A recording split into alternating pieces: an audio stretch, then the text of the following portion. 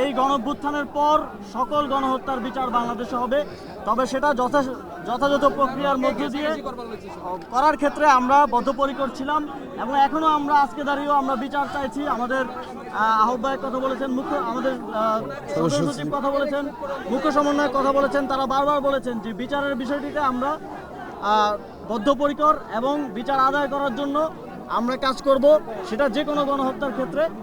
এবং আপনারা দেখেছেন যে বাংলাদেশের ইতিহাসে যখনই অনেকেই সরকার গঠন করেছে, অনেকেই অনেক মহাপরাক্রমশালী ছিল, অনেক শক্তিশালী ছিল, কিন্তু তারা যখনই গণরায়ের বিরুদ্ধে গিয়েছে, গণরায়ের বিরুদ্ধে অবস্থান নিয়েছে, তারা কিন্তু ইতিহাসের পাতা থেকে হারিয়ে গেছে।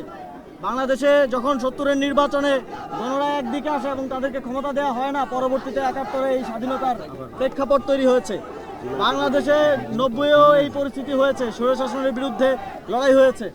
১৭ বছরের নিষ্পেষণের পর মানুষ যখন তাদের কথা বলতে পারছিল না, জনগণের রায়ের বিরুদ্ধে যখন বারবার সরকার গঠন করে ফ্যাসিবাদী শাসন কায়েম করা হয়েছে, তাদেরকে কিন্তু পদদলিত করা হয়েছে এদেশে গণঅভ্যুত্থানের মধ্যে দিয়ে।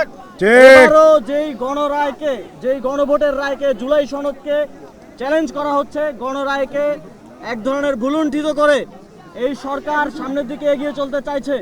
বাংলাদেশের মানুষ কিন্তু তাদেরকেও এই ইতিহাসের ধারাবাহিকতা রক্ষা করে ভুলুণ্ঠিত করতে দ্বিধা করবে না। আমরা তাদেরকে বলতে চাই যে অবশ্যই এত রক্তের বিনিময়ে যেই সংস্কার এবং যেই নতুন বাংলাদেশের স্বপ্ন আমাদের শহীদের পরিবারেরা দেখেছে, যেই বাবা মায়েরা দেখেছে এবং আহত সহযোদ্ধারা দেখেছে, সেটা বাস্তবায়ন করতে হবে।